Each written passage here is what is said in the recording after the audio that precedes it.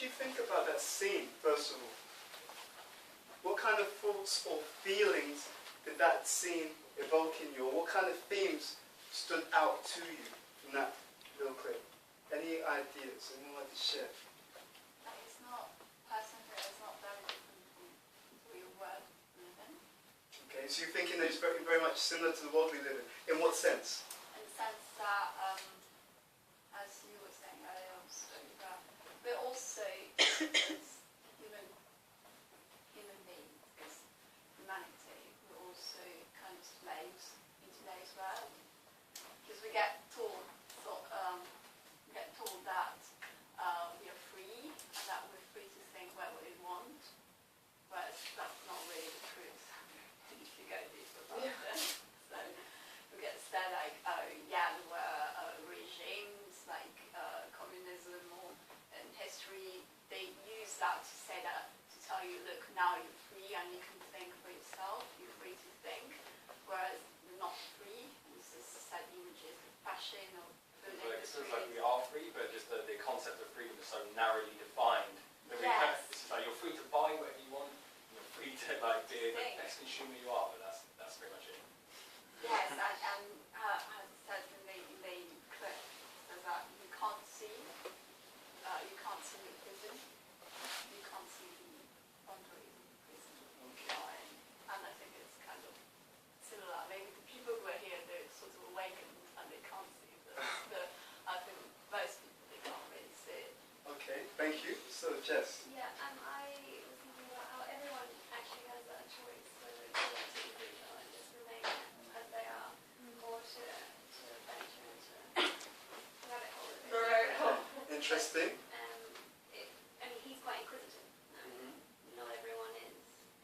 That's like we were saying, isn't it? About asking the questions about what you believe, or whether you just believe it and shut yourself off from it, and you just don't ask those questions because you don't want to know where it's going to take you, or you're afraid of where it's going to take you. Okay, very interesting. Siwa. Yes. This is a more general point. I'd say if Morpheus was asking a lot of people the same question, or me, I'd just be thinking, what the hell are you on about, sort of thing. It's like just challenging your whole concept about reality. So I think it's a difficult decision at the same time. You know what I mean? At this point, let me ask you a question. Honestly speak, I mean, and this is about being really honest. So imagine that you were Neo. Red pill. Yeah?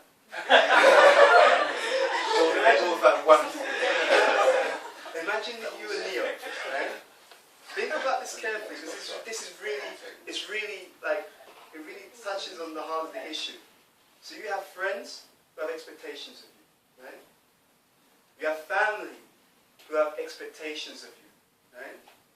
You have, you know, all kinds of colleagues, you know, let's say like acquaintances, if you're a student or in the workplace, who have expectations of you.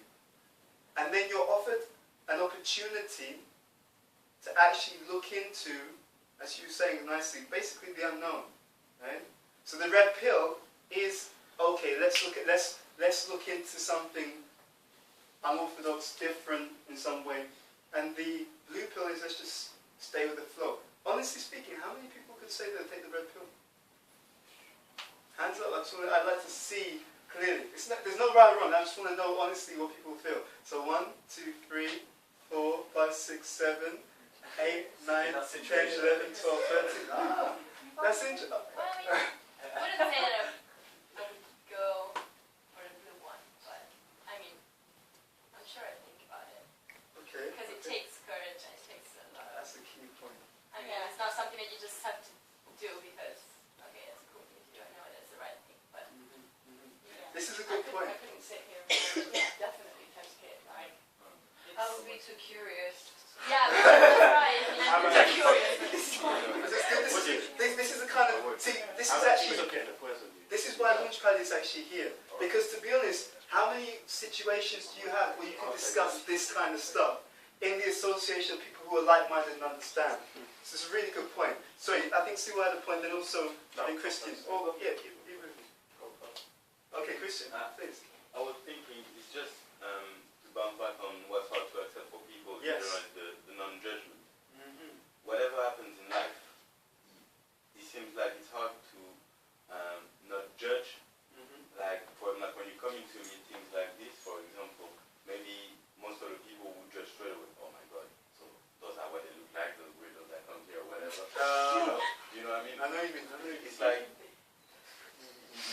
in the morning and it's raining, you're thinking, it's going to be a boring day. Whatever happens, it's hard for people just to accept the way it is, and no, they have to judge whether it's good or bad, whether they like it or they don't. They don't take just things the way they are and move on with it, or accept, okay, it's not for me, but I respect what they're thinking. It's not my point of view, but it's fine. No, people have to judge like, nah, I don't like that. They're going to judge. And is it also the case, does that close off opportunities for us if we do that? Yeah. Yes, of course. The same opportunity we were talking about. Like, why do you want to go and find out about something if you're happy in the life you're in at the moment? Some people might judge and say like, you don't want to discover the truth. So stay in your condition or in your situation at the moment. Some other might welcome the change, or might at least just out of curiosity or whatever it could be, let me see what's there. Let me see if it's for me or not. Then after that, once I have all the information, I can make my own decision. Still respect the other people that they say, no, I want the blue or the red. Okay. So you mentioned a few key points. You talked about knowledge, but being open to looking into other things and seeing what's true, but at the same time, respecting other people for their choices at the same time. Very interesting. Someone else? And yes, Shiv. The film touches on a big point. There's something that everything we do is governed by, and that's decisions. And too often we don't think about decisions in the right context, or for the right amount of time, for the appropriate amount of time for us to really understand what the implications are. So this film, I think, especially that scene, identifies that problem, that our decision making is rough and not very good, and that if you choose to pay more attention to stuff, then your decision making can become a lot better, and therefore your life, because decision making governs what you do. Okay, good. Any other comments? Then we're going to go on to the next point. Yes. I think it was mentioned how the drama in such a film is this idea that life is instantaneous. That there is that it is presented in such a dramatic way, this choice, whereas this choice is never presented to someone that way of life. It's not just this instant of we can't go through life searching for an instance, one moment of epiphany, eureka, or something that just comes obvious to us. That choice of selecting the red pill or blue pill is presented to us thousands, if not a million times in one day. Do we look at the homeless person next to us? Do we take the blue pill or the red pill? Do we go on to a place like this? Do we take the red pill or blue pill? Do we tell our friends, no, we don't agree with that person, with our friend? That's the red pill or blue pill. This is a very good point. Yes, thank you. That's good. Yes. Oh, and I was just going to say, whether you take the blue pill, for example, you could choose, I don't want to take the red pill and take the blue pill, or you could take the blue pill and ask all the people that took the red pill what it was like when they took the red pill, but not want to take the red pill. I mean, it's very different. Yes, it's not even so black and white. Very good. Yes. Definitely. I completely agree with you. I think we are presented with those decisions all the way, and we each have and sort of need to negotiate our own kind of personal boundaries and where we want to be and where we feel comfortable.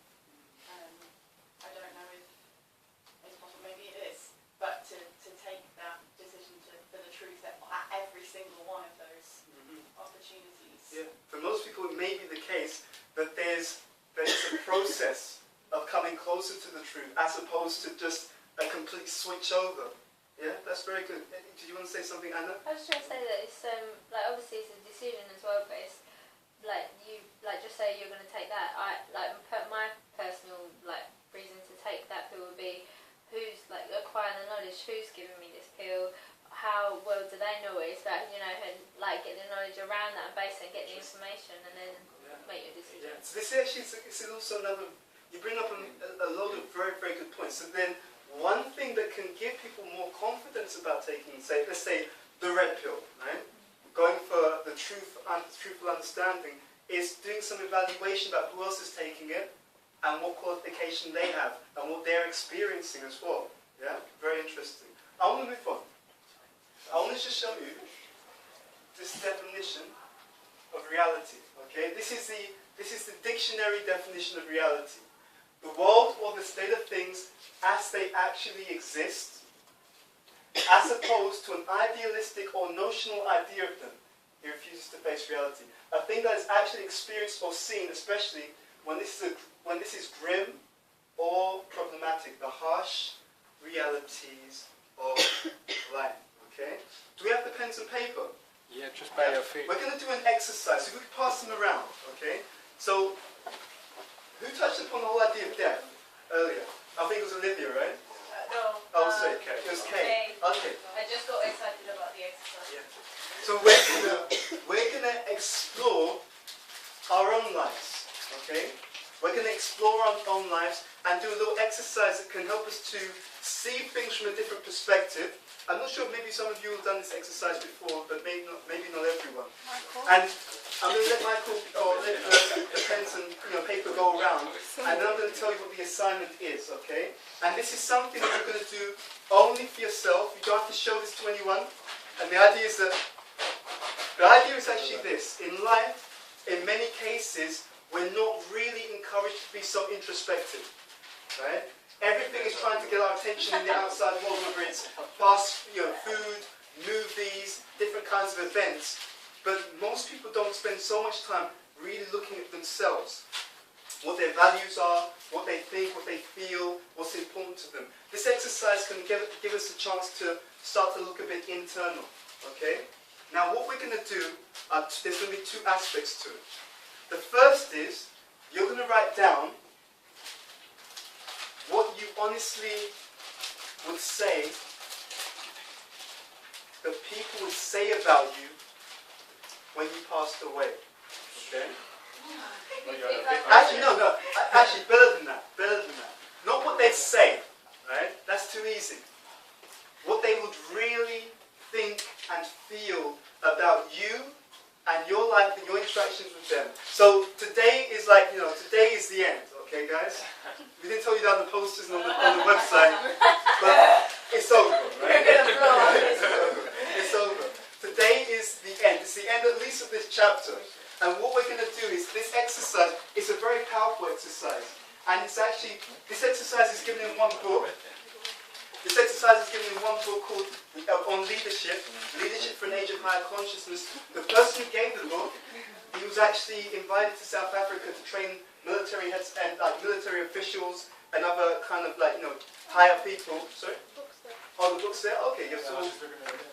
Yeah, one. Oh, okay. That's number two. Oh, yes, but it's in that series. Basically, the author who actually wrote the book, he was training leaders in various different contexts.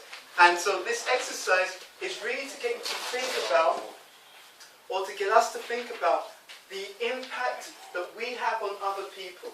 Because in one sense, for most of us, reality is how we feel and think, isn't it? Right? If you're upset with someone, it doesn't even matter that you saw a pound or you found some money or you found a solution. The general mood that you have will colour the experience of that day. Yeah?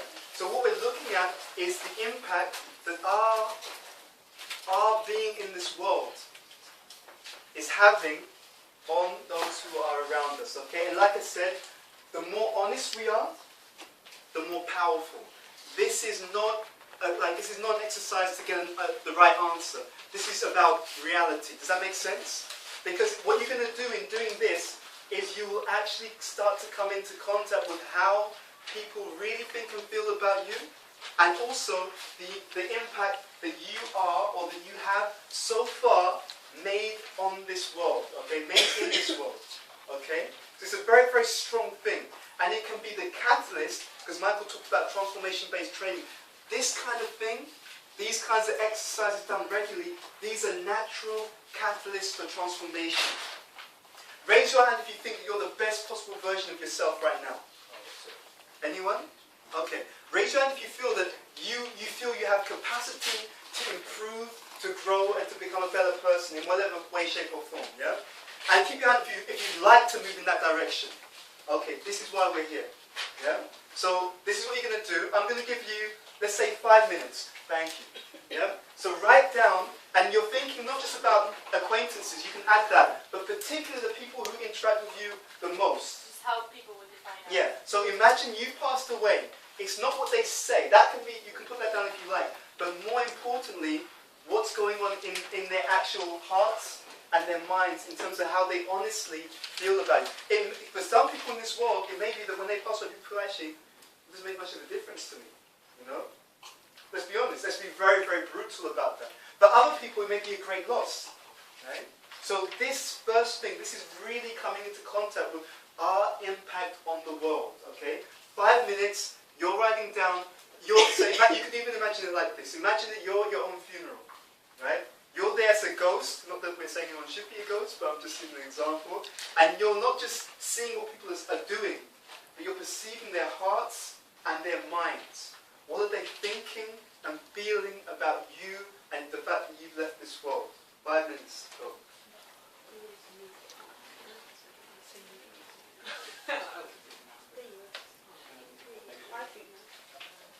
If it's positive, you can put positive. If it's negative, you can put negative. If it's a mixture, whatever it actually is. Yeah? I actually don't really care what people are close to me think about me, so I don't really care what they think when I'm dying. That's fine, but it'd be still interesting to know what impact how they perceive you. Whether you agree with it, don't agree with it, whether it's valuable or not. In terms of, it's not how you live by that. Yeah, let's be very clear. Because people always misperceive. There's always degrees of misperception. But it's interesting just to see what it is. To kind of have a clear analysis of how one is perceived. This same author, he was actually my mentor and kind of teacher. And he was saying that we are informed by things, but we're not necessarily controlled by what people think, you know? So we can be informed by what people think, because also, if we want to help each other to grow, then we want to understand how we're coming across. Not that it's the ultimate thing, but we want to know that so we can actually add more value. Yeah? Like if for example, I'll give an example. If I come into a room and people think I've stolen something from them, and I'm speaking, they may be very anxious, they may be feeling very negative. Even though I haven't done it, if I'm perceived to have done it, it makes it hard for me to then help them or to share what I know with them, because they've got a barrier based upon a misperception. So if I know what they're perceiving, if I choose to, I can actually help that to be alleviated so that they can grow. You know, so as a service, not as a kind of an obligation. Yeah? Yeah? Okay. Yeah, okay, that's fine, that's fine. There's no obligation, you're not obliged to do it. I'll try, but I really don't know what's about. Oh, okay. Okay. Well, I appreciate you sharing that anyway. You know that because there's no. This is completely. It's It's a not free that I exercise. don't accept that for the exercise. Oh, I know. Like Frank the other day said to me that she took me as an example for the hard times. And that supposed to make me happy, but I felt uncomfortable because I didn't want to be uncomfortable to anybody. Sure. So maybe when I'm dying, she will remember me as an example to her life. But it doesn't really make me happy. That's fine. That's fine. But at least you're aware of that. At least you're aware of how that you're perceived. Yeah. That's good. Thank you. Okay. So 5 minutes. Okay. So what's the impact? Honestly speaking, you don't. It's not. This is not for anyone else to see. There's no right or wrong answer. But it's an evaluation of the impressions that we're leaving in this world. Okay. So today's the last day. This is what's going on. What's our evaluation? And you can put as much detail as you want. Yeah. Today's the last day, so that means I have till midnight, right? No, it's over now. It's over now. Once you came to Launchpad, it was over. The life was over. That's it. Just planning to go out with a bang.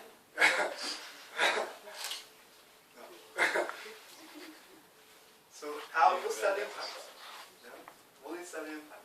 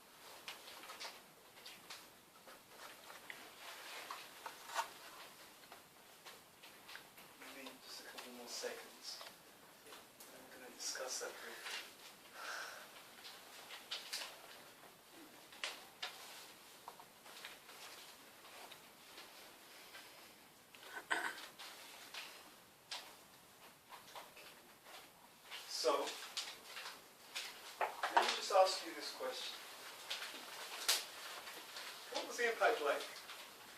How was it? Was yes, either. Yeah, I didn't say the same, but it's mixed. Okay. Yeah. Because I'm very conscious of people who like me, and I'm very conscious of people who don't. Okay. So I'm aware that on the day of my funeral, because the thing is, I think people say, like, if I was to listen to what they were saying, in terms of what they were saying by their mouth, Yes. they'd probably be like, oh, I miss her. Yes. Yes. But what they're actually thinking, I don't think would be the same. Interesting. But I do think it would be mixed. Okay. Interesting. Mixed, yeah. Thank you very much. That's good. Someone else. What did you how did that feel? Any kind of discoveries? Yes. It was interesting. It was interesting. I'm a very old person, so I probably gave a lot of people food for thought, and hopefully after I'm gone, they'll probably be in a situation and think, what would Teo say here? That will blow everyone's mind and somehow make people think of mythical creatures. So, It was an interesting. Interesting. Cool. So, someone else. Olivia, did you You want to see, say I something? have some different aspects of my life would have thought, I think. And I don't know if that is because I'm projecting myself differently. Obviously at work you act some way, with your family they have some image and perception of yourself, and then your friends have another one. But you have to be yourself, the core of yourself in every situation. Even saying that, I think every single aspect of my life would have thought and felt a different way when I passed away. Yeah, and it's just like, really like, it really kind of shocks you up and makes you realize how you're maybe, how maybe people perceive yourself rather than anything else. It's information. There's this. Oh no, I think so. We haven't put this article up. There's an article that Michael wrote actually, which we'll put up on the website at some point. Has anyone ever heard of Johari's window? Anyone ever heard of that? No? Okay, there's a system. And the system is actually a means by which you can actually understand or gain deeper insight into your own, we call it conditioning or psychophysical nature. And what happens is there's two elements. There is what you reveal about yourself. Right? Either you hear yourself say things about yourself, you kind of share things about yourself. That's one side of the equation. There's also, with this exercise, the feedback you get from other people. Right? Sometimes people will perceive things in you that you don't even notice within yourself. Right? This is all, again, a reality. Because there's some aspects of reality that we're within ourselves. Right? Like my mum, for example, she has a habit of like biting her lip and like just chewing it, right? And so if you ask her, she doesn't even know she does it. It's just like so unconscious, you know? And I picked up sometimes myself as well, right? But that's a reality, but unless someone points it out, the person doesn't really see that they're doing that. Does that make sense? Can you relate to that? Do you know people who do something, it's like, do you realise that you do this? It's like, really? Right? Or have you ever, has anyone ever told you, do you know that you're actually very good at this? And you're like, me? Am I? Have you ever had that? Yeah, I think what's funny as well is when you ask people, maybe like people who are now your friends or whatever, what they thought of you the very first time they met you. That's literally their first thought. Yeah. And like friends that you've had this conversation, it's actually really shocking. Yes. Because we made some really like strange judgments Very on good. one another, on Very like good. first impressions that really aren't accurate. I was tempted to do that as an icebreaker. Yeah. I thought better than this. Yeah. A friend of mine went on an NLP course, and the teacher's very intelligent, and he does a series of weeks. NLP is neuro-linguistic programming. There's a friend called Michael. So he told me what happened in one session. He said they came into the session, and the teacher said, today's session is going to be a bit different. And then I'll just say some words, and I just want you to write down what word comes to mind, or what your thoughts are when I say this word. I won't do this group, I'll do another group on another occasion. So the teacher started by saying things like, British, English, Irish, I kept going down the list, right? Indian, African, West Indian, right? And then also started using certain racial terms, right? And you could see, and when people write things down, the teacher started to analyze. So when I said this, what came to mind really? And, you know, because it was a closed group and they built trust, people started to share the things. And the teacher actually ended by saying, said that, you know, I'm not saying that anyone here is racist, I'm just asking you to think about it. Because you see, again, if we're honest, conditioning affects us, isn't it? We're making judgments consciously or unconsciously, and this is completely connected to reality because it defines, yeah, exactly, because it's defining how we initially approach. Right? The amazing thing about life is that we can approach people that we think, uh-oh, I don't trust that person, but somehow life forces you together and you be like, hold on, that wasn't actually what I thought about this individual wasn't even correct. Yeah? Does that make sense? Yeah? Very, very interesting point that you're making. So, any other thoughts from the writing exercise? And then I'm going to do another part to the writing exercise. Any other thoughts or observations?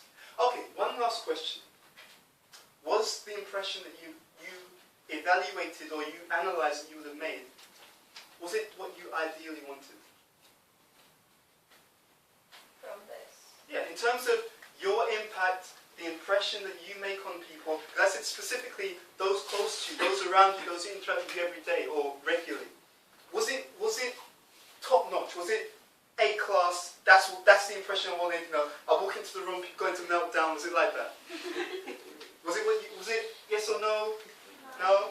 Was it something like, okay, so then the second part is, now, you're going to write down the impression you would like to leave on the world. Okay, this is our aspiration. Okay? So again, 5 minutes. What would you like to be remembered? How would you like to be remembered? Right? What's the impression you would like to have left if you passed away today? Okay? If you could write that down, 5 minutes.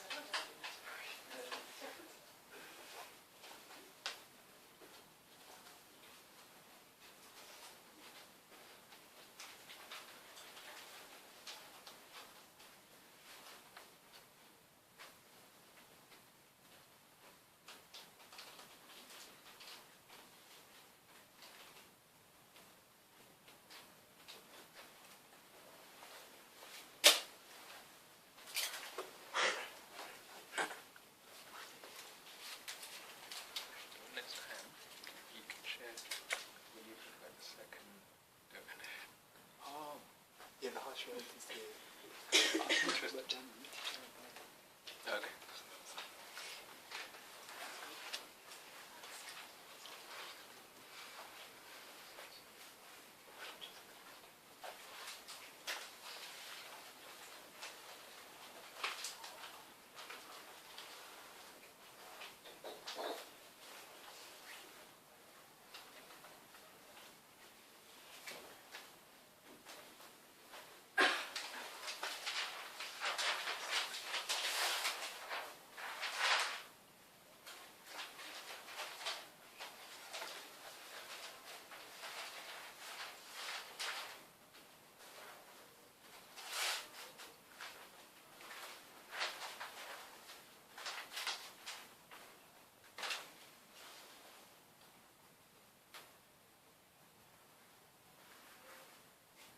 That list was easier.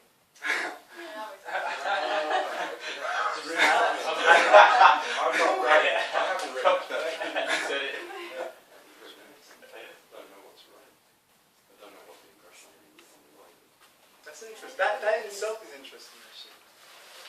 We're not sure Great. what we want our legacy to be. What happens if you are? Well, it's good because it's more defined. Generally, anything that's clearer is closer to becoming a reality. Right? When something is clearer, when you're I know exactly what I want to do. That's what that moves you far more than having a kind of vague idea. What happens if you've always known? That's even better. That means you developed over time. If you've always known, it means you've also been thinking about it. And see, what happens is there'll be some minor degree of kind of refinement. So if you know something for a long time, you keep thinking about it, the picture becomes even more detailed and clear. So you've got a good picture, it's clear. But then you can probably even find details on like this exactly, that exactly, that exactly. So it becomes even more vivid, which is pretty good. Still, do you think nothing's permanent as well? Usually you leave an impression on the world. See, you do leave an impression, but the impression doesn't last forever necessarily. the now, we could turn it around and put it the other way. So we could say that, if I said to everyone in this room, is there anyone who's left an impression on you? Would most people say yes? There's people, yeah? So there's an impression, but then that doesn't mean that, for the rest of their life they'll always remember that one person. But what tends to happen, and this is very interesting as you're asking, in the Vedic or Eastern teachings, it says that Sangha, or association, is extremely significant. Who we associate with, how we associate with them, how we allow ourselves to be open to their positive influences and so on, it's one of the most profound things that we can do. Is it in terms of associating each person's karma? There is naturally a sharing of karma, but there's also, if it's taken to a higher level, there can also be a spiritual kind of exchange like that. Yeah, it's a good point. It makes me think of that Shakespearean quote where he says, tell me who your friends are and I'll tell you who you are. That's a very good, very good. Yeah. Shakespeare's got some real insights. He does. He does. Yeah. Okay, so let's look at this exercise. How did you find that one? Was that easier than the first? No, I haven't really. Yeah. Well, Yes? Yeah? Is it, and is your life, this is it now, let's go into it. Is your life geared towards achieving that legacy? The way you're living now, right? Honestly speaking, the way you live now, is that taking you into that sphere, allowing you to be that person, to lead that kind of influence that you're actually saying you'd like to lead? Yes or no? Put your hands if you say yes. Yeah, it is Okay, good. So let's go into it. Okay. Is the life you're leading now, is it at least 50%, no, is it 90% or more taking you in that direction? Raise your hands. Right? Okay, 80% or more. Okay. 70? A few more hands, okay. 60? 2? Okay. 50 or less? 50 or less. Okay. Interesting. So do you see what happens here? When we become aware of something, we also know how much you're making that picture a reality. Because this is one of the biggest things about reality. We may say we want something. Do you know how you can really tell what someone wants? By what they do. Anyone can say anything. We can write anything down on a piece of paper, but actually, what's really important to you, what you are allowing to be significant, is being demonstrated more by what you say than by what you do. It's being demonstrated more by what you do than by what you say or by what you think. Right? And the trick here is that there's always competition. Like, I may want to be an individual, an independent thinker, and so on, but I also want people to like me, right?